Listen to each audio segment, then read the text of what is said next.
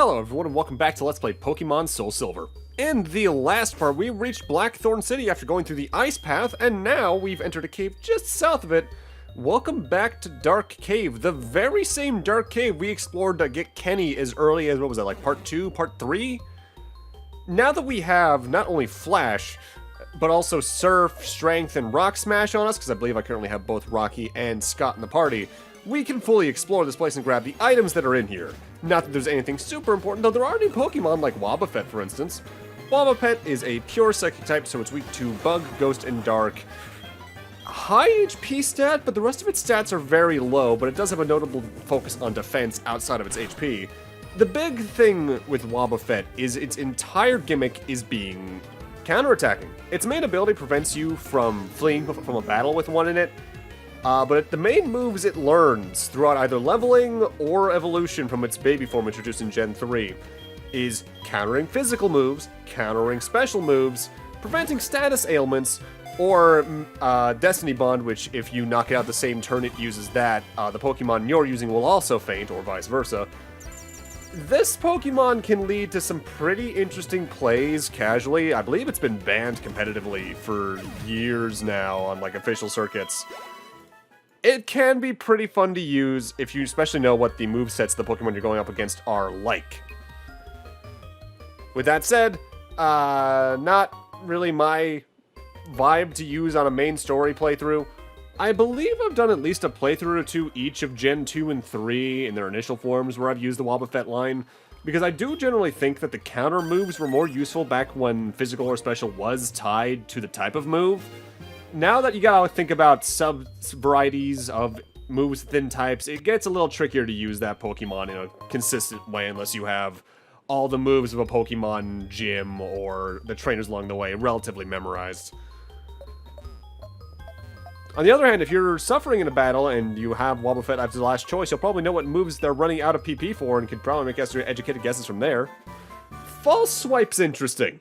False Swipe is sort of like the ability Sturdy, but as a move. It can never one-shot a Pokemon. It can only reduce them down to 1 HP. So if you're trying to catch Pokemon, particularly legendaries, having that around can be very useful. The only problem is, it takes sometimes a bit too much setup to have it work consistently well for my general tastes. Plus, it has the added baggage of being a normal type move, which means while more or less most Pokemon can learn it, it'll never be super effective. Not that you'd want it to be, I guess, given its relatively, catching-based ideology, I guess. But still, I like to have moves that'll be super effective at best once or twice per moveset. Whoa, you startled me there. I had my black glasses on, so I didn't notice you at all. What am I doing here? Hey, don't you worry about it. I'll give you a pair of black glasses, so forget you saw me, okay? Black glasses are a held item that boosts the power of Dark-type moves.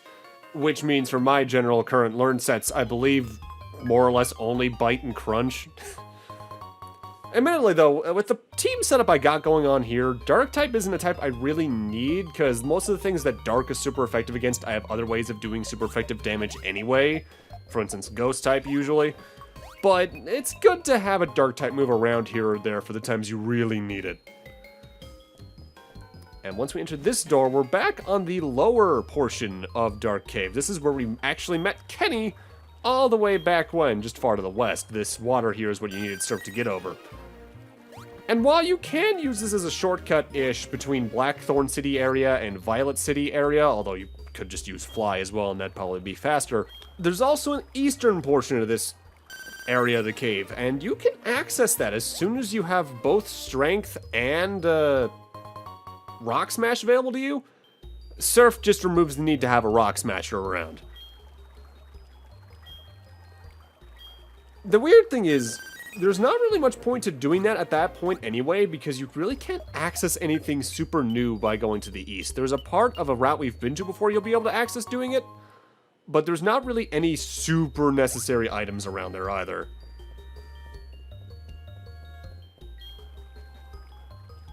But otherwise, yeah, Dark Cave, despite being able to run into it early on, doesn't get a lot of stuff going on in it. If you want a Wobbuffet, I could recommend one. If you want a Zubat for the Crobat line, it's the earliest place in the game you can get that. And I took good advantage of that, but it's It's an optional dungeon in Pokemon, which are either the coolest parts of any given Pokemon game, or really undercooked. Now, I won't lie, a lot of this part is just us exploring the areas around Blackthorne City before going in for the gym, but we do actively finish the gym this part. Because of how late we are in the game at this point, we've seen, I think at this point, over 150 different types of Pokemon. We are going to start speeding through the game a bit more probably from this point on, because while there's still plenty of Pokemon left to see, 150-ish is still only about a third, just under a third of the Gen 4 Pokedex. But a lot of trainers are still going to use the exact same things we've seen before. On top of that, wild battles are going to be massively cut down moving forward since there's just so many we've already seen. That really is, like, I think I touched on it briefly before, that really is what separates Pokemon from other types of RPGs, is that you're really only fighting the same 1,000 monsters in some form or matter in different arrangements throughout the series. Compared to, say, FF, where even if there is, like, only, like, 300 monsters, you're fighting different variations of them mixed with other monsters, so every battle formation sort of has its own different strategy to learn. With Pokemon, it's really just match the type as best you can.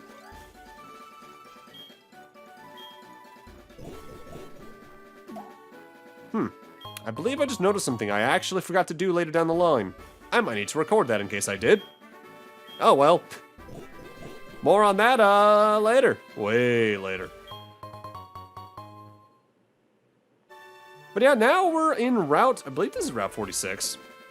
That might sound familiar numbering-wise. We've technically been here before. Also, both of these trainers, completely optional because they look away from you. With that said, the female picnicker here, little interesting in that they have another new Pokemon for us. I forget if it's their first Pokemon or their second Pokemon. It's the first one. This is Ponyta, pure fire type, so it's weak to ground, rock, and water. High physical attack, high speed, okay special stats, but that's really about it for it until it evolves at a pretty high level. It has an okay learn set. The big problem before Gen 4 was it was once again a very physically minded fire type, so if you wanted to use it, you needed to completely ignore stab bonus. Now that we have physical fire moves though, I can honestly recommend it. It's a fire type you can get relatively easily, I think. Yeah, because I think you were able to find it. No, actually, no. I think the way you place you find it is a little bit later down the line, unless you do Safari Zone. Now that I think about it, having to think through numbers in my brain, and that sometimes can be a little bit of a problem. Now, this place probably looks a little familiar. In fact, I believe we even talked to that specific NPC before. By climbing south from Blackthorne Valley. Blackstone was the name of a shopping center I once lived near. We're now back at Route 29. We have looped all the way back around towards New Barktown at this point. So, we've by and large explored all of Johto, barring where the Safari Zone is. And we'll do that down the line probably before we do the Pokemon League. So now let's head back to Blackthorne and explore the other route I forgot we technically haven't explored in full yet. Let's explore Route 45. Honestly, I feel like one of the biggest missed opportunities for Heart Gold and Soul Silver is they didn't bring in some of the Crystal exclusive Pokemon layouts, because a really interesting thing that I love that you can do in Crystal in particular is you can catch a Fanfy in Route 46, so you can just get a Fanfy right out the gate, and that's a good ground type to get that early on. Sure, in this generation, only Heart Gold players can really enjoy that Pokemon without trading, but still, it's worth getting, I'd find. With that said, the route where we got our final main team member, who I believe at this point is finally actually in the team, even though they weren't throughout all of Dark Cave. It's a bunch of trainers we've seen before at this point. Hikers with Gravelers and Geodudes, a couple of fighting type trainers that have, I think, like a Primate or Mankey in that one's case. There are some new trainers with new Pokemon we're going to see around here, but it's very few at this point. Again, they played Johto in this remake pretty straightforward. No real changes, barring some level stuff here or there and some rebalancing here and there. Whether or not that's a good thing or a bad thing depends on your taste, and I'll talk more about my taste at the credits. PP up, by the way, I don't really tend to use those a lot, but you really should use those on your low PP moves, like ones that have 10 or below, because it really does make them much more useful, like especially the move that Typhlosion learns as it levels up, Eruption, is really good to have extra PP for. That move, I don't think I learned that until like right before the Pokemon League, but that does more damage the higher your HP is compared to its maximum. So if you use that right off the gate in a battle, you have a really powerful Fire-type move.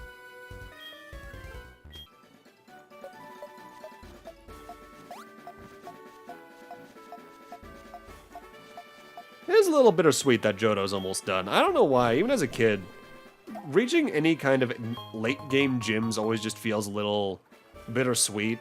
No matter my opinions on the game itself, or the region. I can't really explain it besides maybe just me thinking, man, it's almost done. Because even the Pokemon games I don't like, I still admire a lot of qualities about.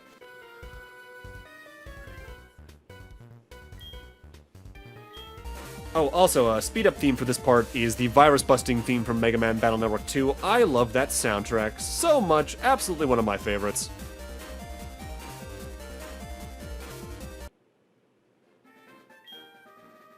Lava Plume is a move I eventually get rid of, I believe, on Blaze, because I remember that generally I should just use special Fire-type moves on him. Blaze's physical attack is better used for non-Fire-type moves, like, I believe at some point I put Rollout on him down the line. Admittedly, something I don't think I've done a very good job of throughout this LP is showcasing my movesets on my Pokemon as they evolve. But given Pokemon's malleability in terms of team sets and personal play choice for movesets, it really doesn't matter too much, though in case you really do care about it, you'll see it towards the end of Johto. Because before the championships in any Pokemon game, I do like to take one final look throughout my stats to see how everyone's going at the moment.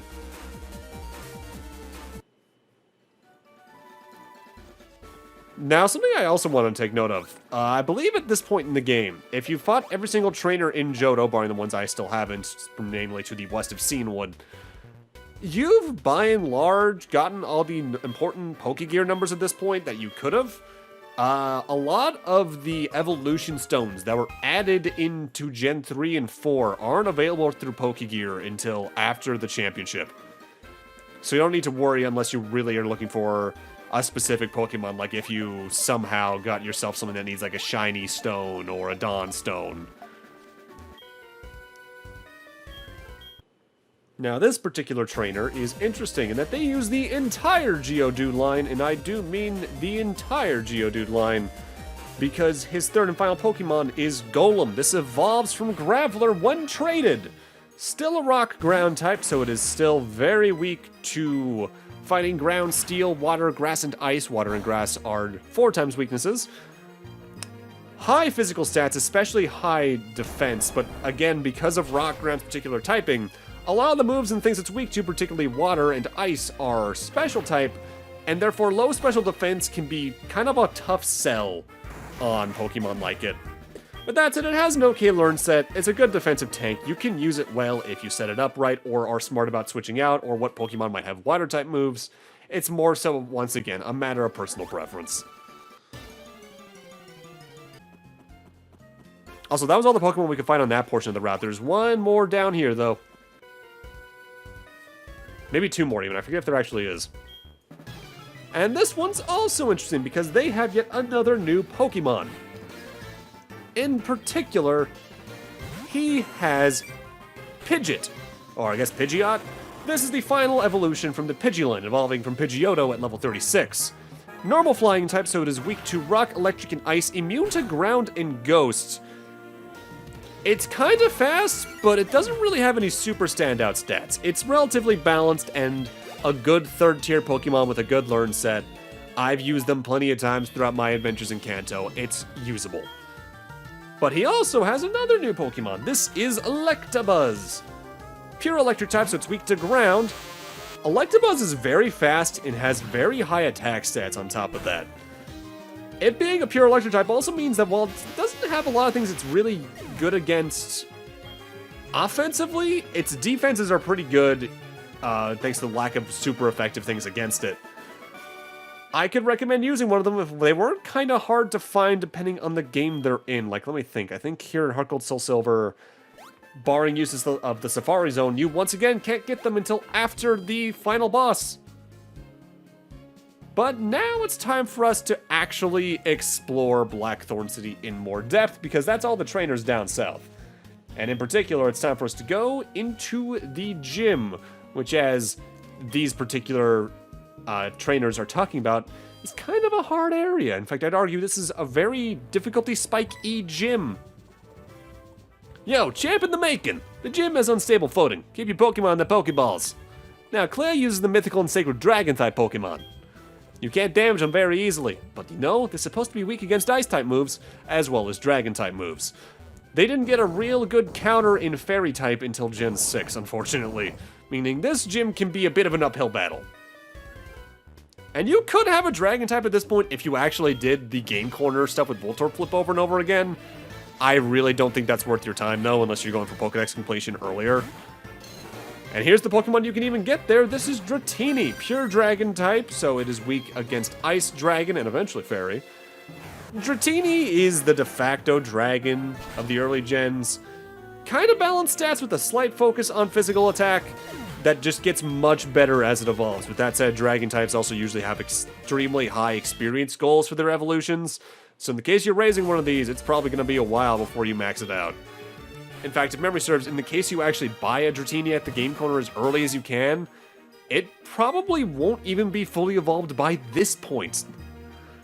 And next up, we got another new Pokemon. This is Seadra. This evolves from Horsea at level 32, so it is a pure water type, meaning it is weak to grass and electric. Seadra's pretty good, decently fast, good physical defense stat, I believe, but a very high special attack, so it can take good advantage of its type prior to Gen 4's physical special split. But even now, it can be pretty good.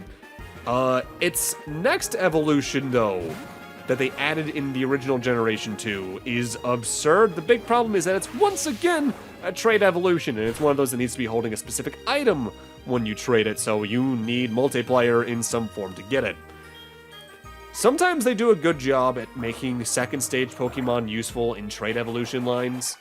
I do think this is a case where they didn't quite balance it as well as, say, Kadabra for Alakazam or Haunter for a Gengar, but it's still a worthy water type, I'd say, overall. With that said, because of the lack of Dragon-type Pokemon there were prior to, I'd say Gen 3 is where they started to add quite a few more new Dragon types, and then Gen 4 just started to kind of run with it a bit more. You're going to be running into a lot of these same Pokemon over and over and over again in this gym. A lot of Dratinis, a lot of Seadras, a couple of Horseys here and there even. With that said, I think every fight in here is required. Thankfully, they do give you quick teleport points out of here in every little subsection in the case you need to go back and heal before moving forward. Oh, and yeah, the way this entire gym's gimmick work is you move the platforms by stepping on the arrows and you rotate it by stepping on the blue. You just need to get it into the place where it fits with the next piece of geometry. Next new Pokemon, though, is Dragonair. This evolves from Dratini at level 30. Pure Dragon type, so once again, only weak to Ice and Dragon. This is still a very balanced Pokemon, but it's a much higher balanced Pokemon because most of its stats are 70 or above, and it still has a decent focus in physical attack. The weird thing is with the Dratini line is it overall focuses in its physical attack stat compared to its others, even though its other stats are still nothing to laugh at whatsoever. But if memory serves, Dragon, I want to say, was a special type prior to Gen 4? Mind you, more or less every Dragon type prior to Gen 4 still had a really good special attack stat. Even if they didn't use it as their primary attack stat. Dragons were always just kind of in this uber tier of their own as an individual type due to the lack of weaknesses prior to Gen 6. Because either their weaknesses were hard to come by or were very late game, and depending on when you first run into some Dragon types, you could be in trouble. This is a gym that you should not feel ashamed of potentially getting your ass kicked in because the Pokemon can be hard, and especially the gym leader themselves can be a little bit of a nightmare. In fact, I'd argue they're the hardest fight in the game since Morty or Whitney, bar none, if you actually remember to do things in the proper order. And even if you did some grinding, they can be pretty annoying. With that said, I would really hope you'd have more Ice-type moves than I do at this point. I would recommend, say, going to the Celadon department store and buying the Blizzard TM, or maybe at least getting Ice Beam from the Game Corner once or twice. I just felt comfortable enough with Aurora Beam, although ultimately I would recommend you having more than just the one, because the gym leader here really is a rough fight. I'd say it's almost a rude wake-up call compared to the rest of the game. In fact, in some ways, the difficulty of the game kind of peaks with this gym. Does it technically still grow? Yeah, but nothing quite this harsh. Moving forward, at least.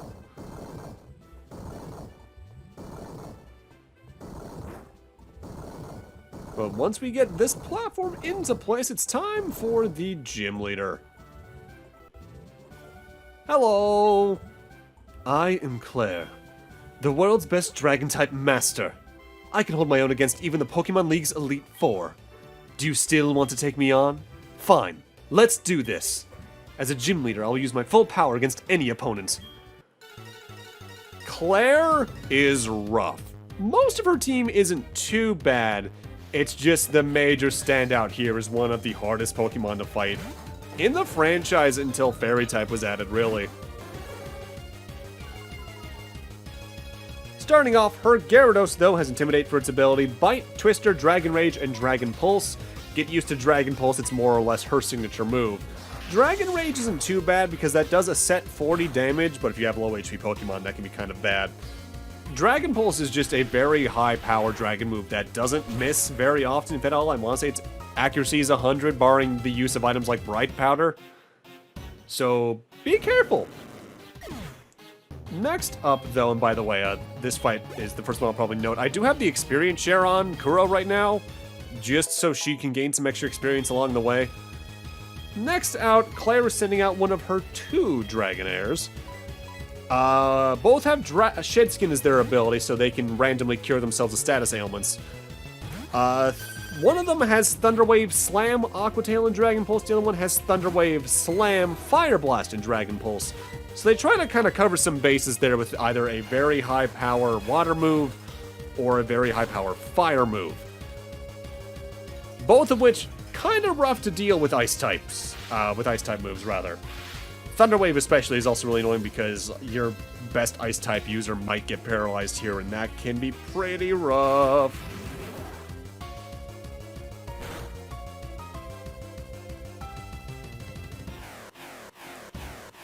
This is a case where I understand having 2 of the same Pokemon in your team, though, because A, they're covering different elemental bases with movesets at least, and there weren't too many Dragon types, honestly. Like, even then, one of her Pokemon's Water Flying, so they were still limited on Dragon types in this gen. This is the other Dragonair. I'm not sure which one is which in this case, because I don't think either of them ever got to use Aqua Tail or Fire Blast from memory. They were more than fine just using Dragon Pulse. Now, one of the reasons I ultimately ended up picking up Vaporeon over several other water types is actually because of this particular gym battle. Because, like I mentioned back when we evolved Chris into it, Vaporeon's main ability is Water Absorb, which takes any damage that would be done by water-type moves and absorbs them as HP. Sort of like an absorption to an element in a Final Fantasy game. Thanks to the presence of things like Aqua Tail, and particularly a move her 4th Pokemon has, having Water Absorb around can be a surprisingly useful boon, because otherwise, you might be in trouble. Bottom line is, this is a gym leader battle that can take you a while almost no matter what you're doing. It's a hard fight. One I probably could have made a little easier, had I gone for Ice Beam instead of just staying comfortably with Aurora Beam. And I do believe from memory I upgrade to Ice Beam down the road. But for right now, it's a matter of cockiness probably got in my way a little bit, or thinking I was just fine as I was. Make sure you have some Paralyze heals at this point as well, because frankly, you're probably going to want a couple of those, or at least revives to bring Pokemon back if they've been knocked out prior. I'd say this is the first fight in this particular game where I'd say items can really make or break your own strategy. Otherwise, you're in trouble. Speaking of in trouble, though, it's time for her 4th Pokemon. This is Kingdra. Hers has Sniper for its ability. It's holding a Citrus Berry, Hydro Pump, Smoke Screen, Hyper Beam, and Dragon Pulse. Its entire gimmick is doing high power moves and trying to make you miss it. The Sniper ability is an interesting one in that it boosts the damage of critical hits from twice their damage to 3 times their damage, so if this thing crits you, you are in trouble. With that said, Kingdra itself is also a monster. It only evolves from Siege when traded while holding a Dragon Scale item, which I don't think you can get for a little bit still in this particular game. No, you can get one in Mount Mortar somewhere, as well as the Pokeathlon Dome after you've beaten the game, and sometimes held by certain wild Pokemon. But Kingdra is a water dragon type. This is a exquisite typing, because prior to the introduction of fairy types, it is only weak to dragon. Kingdra themselves don't have any standout stats, but all the stats they have are very balanced and very high, mostly 95s. This is a trait evolution that was worth doing back then and is still worth doing now, because this Pokemon, partnered with really good learn sets, is an excellent addition to any team that needs a water or a dragon type. Do I have preferences towards higher HP things sometimes? Yeah, but this is still a really good choice I can easily recommend. They buffed the Horsey line something fierce in Generation 2 with this thing's introduction. And Fairy type has gone to make it a little bit easier to take care of, but it can still be a nightmare in the right case, especially with a moveset like this. This particular Pokemon has made me lose this battle more times than I can count, so don't feel bad if it's causing the same thing for you. In a way similar to Whitney, it's almost a shared trauma that every child who played these games has. You either really hate Whitney, or you see Claire, and you just want to run out of the room because this thing was just that annoying.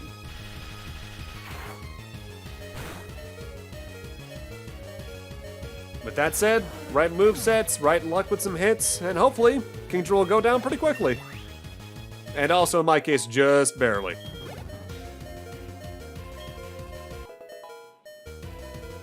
That's Claire all wrapped up. I lost? I don't believe it. There must be some mistake.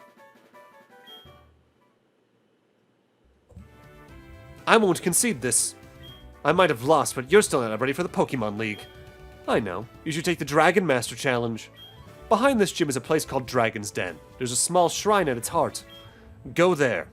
If you can prove that you've lost your lazy ideals, I will admit you as a trainer worthy of a gym badge. Yeah, just like Whitney in another way, Claire doesn't give up her gym badge that easily. We got a little bit of a mini dungeon to go through. Kind of annoying, but at least it's a relatively small one, all things considered. But with that, I'm gonna need to end this off here. Thank you guys for watching, and in part 17, we're going to go collect ourselves our 8th gym badge probably in here, and then see where we get taken then. Now we'll have all 8 gym badges. See you guys then.